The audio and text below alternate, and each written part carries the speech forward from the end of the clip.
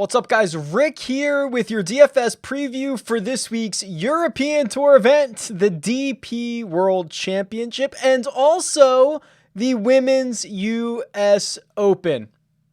That's right. Here we are. This is what we're doing now.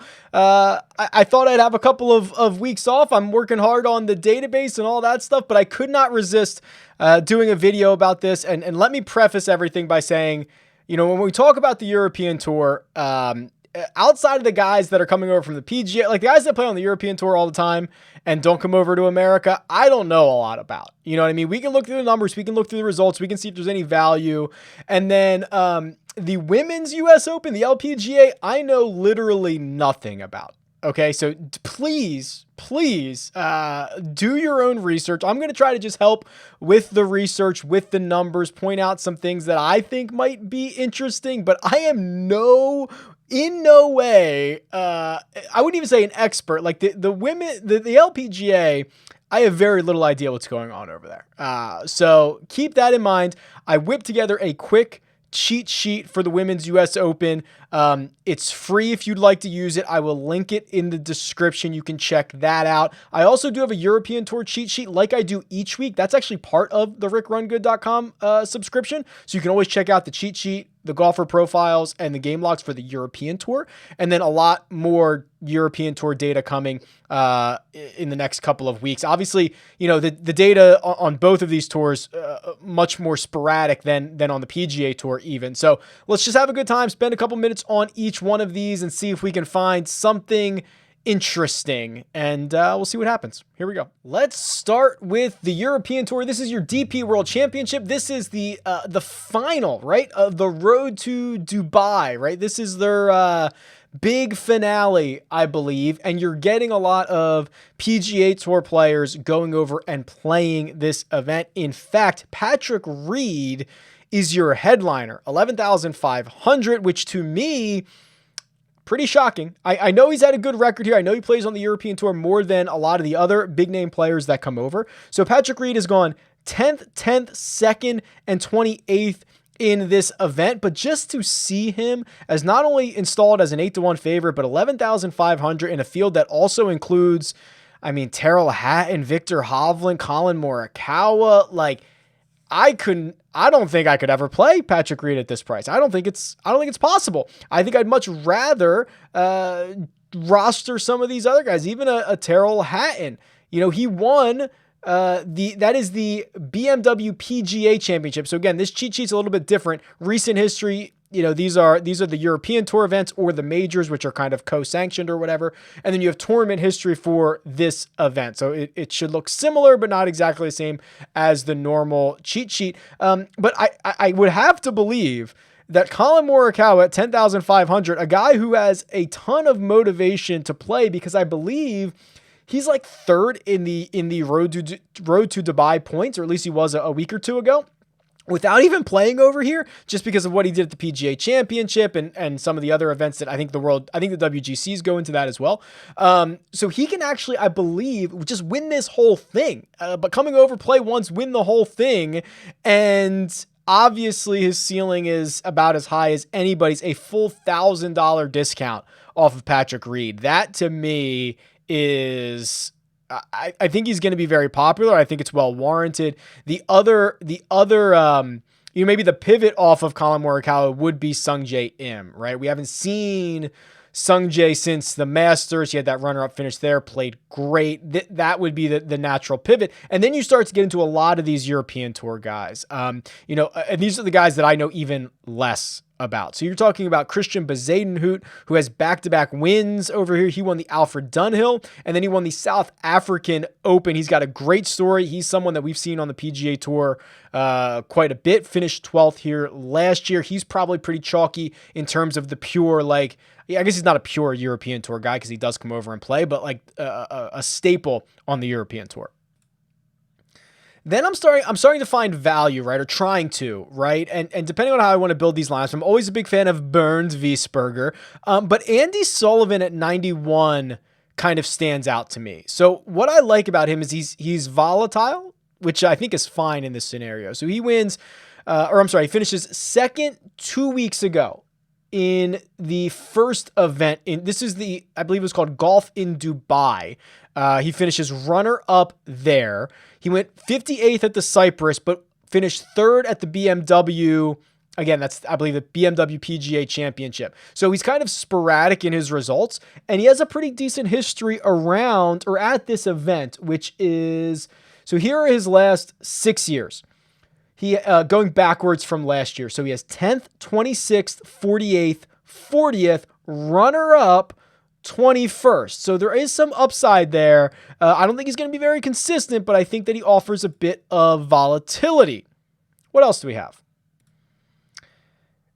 I think Danny Willett's the trap, right? So no PGA Tour this week. I think what you're going to see is a lot of casual players coming over and picking the names that they recognize. And the vast majority of the names that they recognize are up at the top, the 10K and plus range here. And they're going to scroll down. They're going to go, oh my God, that's a name I know. Danny Willett, 8,500. And then if they do any amount of research, they're going to say, oh my God, he won here 2 years ago. Oh my God, he finished 5th last year. Let me just, hold on. Let me see what he's done in other, here it is. Okay. He had a 4th place finish a couple of years before that. I mean, he did have some pretty bad finishes, 3 finishes outside the top 50 a couple of times. But I think he's going to be a natural click. And I think that's the trap. 30th in Dubai, 25th at the Masters, that's fine. 32nd at the BMW, a couple missed cuts. It's not like he's playing great at the moment. I just think he catches way more ownership than even like a Victor Perez or a Thomas Dietrich or a Sami Valimaki. I don't even know if I'm pronouncing these names right, but I think Willett feels like the trap in a European Tour event that a lot of Americans are going to be playing. That feels like a trap to me. Just on paper, these two at Wilco Nienaber, 8,000, who I'm pretty sure he's the guy that drives the ball like a million miles. I'm pretty sure he's the guy who bombs it like 400 yards. 11th at the South African Open, 12th at the Alfred Dunhill, 2nd at the, what was that? Joburg Classic or something like that. So he's been playing well, and I love a good bomber. And then Antoine Rosner maybe, wins in Dubai, and he has 4 straight top 21 finishes dating back to ITA, which I think is the Italian Open or Italy Open or something like that, Italy Championship. That I think is a very solid, like these two guys could fill out a lot of lineups. That makes a lot of sense to me. This Marcus Armitage, I guess he's from England, so maybe it's Armitage. Gaining strokes in all 4. I know nothing about him. Gaining strokes in all 4 categories. No worse than, well, he's got 1, 2, 3, 4, 5. Basically 5 top 25s in his last 6 starts, no worse than 45th in any of them. A handful of top 10s. He's never played this event, or at least he hasn't played it in the last 3 years. Let me see. No, this is going to be his first time. That's kind of interesting for 7,400. Now I'm just down into literally just looking at their results and history around here because I don't know anything about these guys. If you're going super low, someone named Kali Samuja is a min 6,000. He finished 2nd in Cyprus 2 starts ago. He finished 9th in Scotland, maybe that event, 4 starts ago. He's min. Can't be that bad, right? Looks pretty good to me. A lot of green on his sheet. Will Bressling, 6,300. He doesn't look all that bad. Again, I don't know anything about these guys, but there's a cheat sheet here for you. There is also, speaking of things I don't know anything about, let's make the transition over to the Women's US Open, which I know, of course, even less about. So hold on. I did a little bit of research on this. This is going to be played at Champions Golf Club in Houston, Texas. Now, this event, let me see if I can zoom in a little bit here. There we go. Make it a little bit bigger. Again, this sheet I could never charge you for this, right? Like like the European stuff's part of the membership always. This link's in the description. Have at it. You can get after it. It's got some very basic season stats. Fairways hit, scoring average, greens in regulation, putts, birdie average. It has their US Open event history. Have at it. So the way that I understand this is because this is being played at a later time in the year and they're worried about daylight, I believe what they're going to do is they're going to use 2 courses for rounds 1 and 2. Then they're going to make a cut, I believe, and go back to this Champions Golf Club is the way that I understand it. So, should be quite interesting how this all plays out. Your defending champion, Jung-Eun Lee 6. She's right here. She's 8,700. She's played, I don't know if she doesn't have enough stats to qualify. I'm going to have to look on this. So if these season stats aren't there, it's probably because they don't have enough stats to qualify. I'll check on her. There were a lot of tinkering and things that I needed to update to get some of these names to work and to get some of these stats to come through. But she has finished 5th, 17th, and she won in her last 3 starts. Might be chalk week for Lee 6, I would imagine.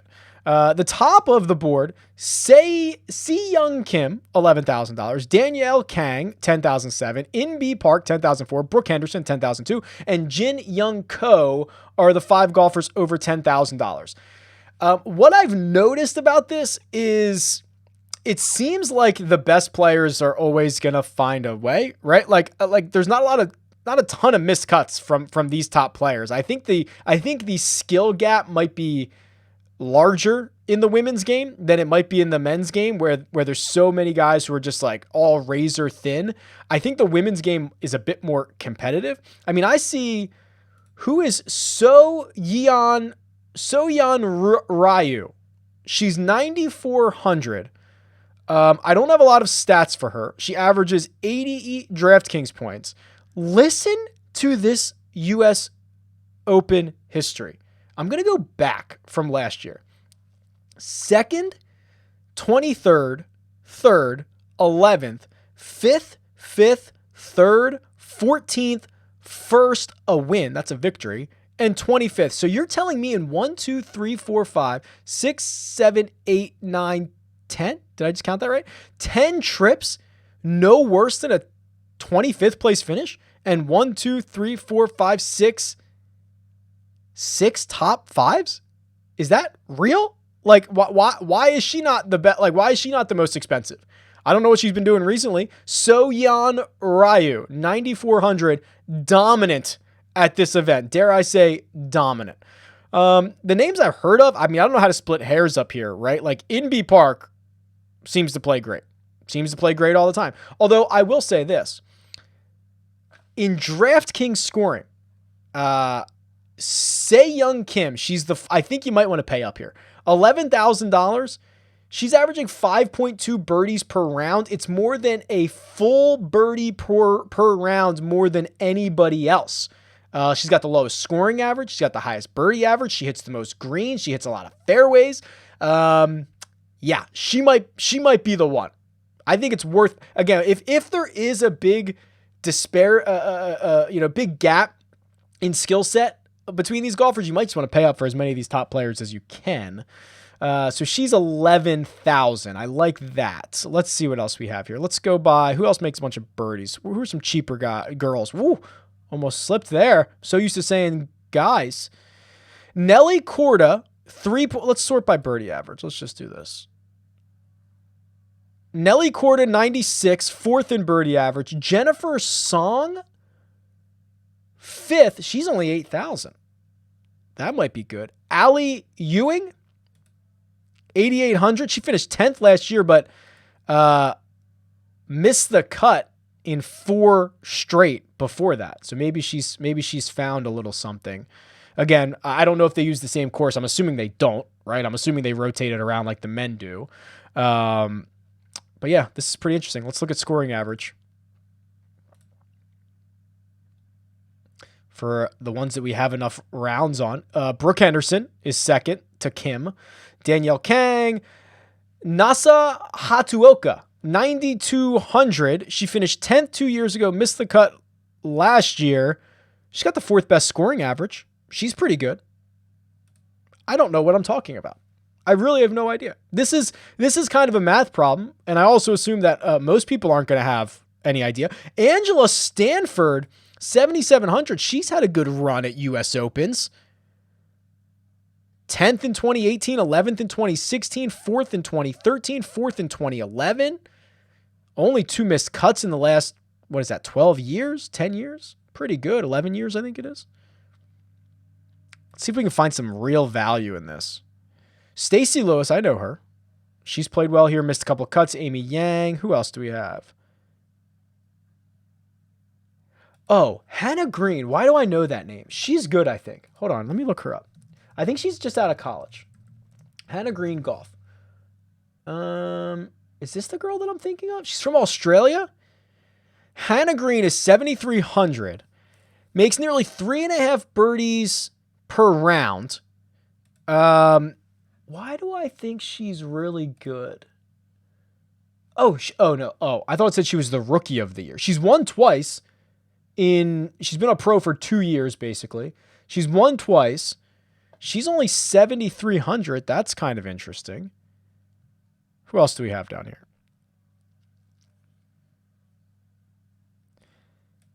Angel Yin finished second here last year. She's $7,000. Jarena Pillar. Oh, she played well last week, I think. Again, I only caught the they were showing this last week where they were just the weather was so cold and they were freezing, and I think the wind was pretty brutal and it looked terrible out there. I'm pretty sure Jarena Pillar played well. I believe that's the wife of Martin Pillar, who I don't think he has his tour card anymore, but I think he did for a while. So I think she played well last week, and 5th last year, 8th in 2016, didn't play it in 2018. I don't know. I mean, I do not plan on investing much money into all this, but I plan on having a little fun with it, and hopefully somebody goes out and wins this thing. Again, cannot stress this enough.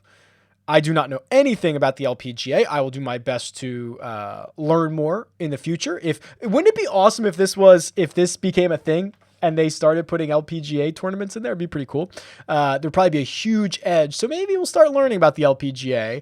And then the European Tour, vaguely aware of some of these guys, mostly just aware of the PGA Tour guys. So hopefully there are some tools. Again, you can go to Rick Run Good. You can get this. You can get the European Tour stuff. You can get the sheet here. I'll just link it in the description below. But it's available on RickRunGood.com as well under the LPGA thing on the menu. So you can check that out. It's free. Have fun this week. You know what? We've got golf. We've got golf on DraftKings. You can wager on it. Nothing better than putting some lineups in, having no idea who's in your lineup. That's the best part. So best of luck this week. Tweet me at RickRunGood. Leave a comment below. Later, guys.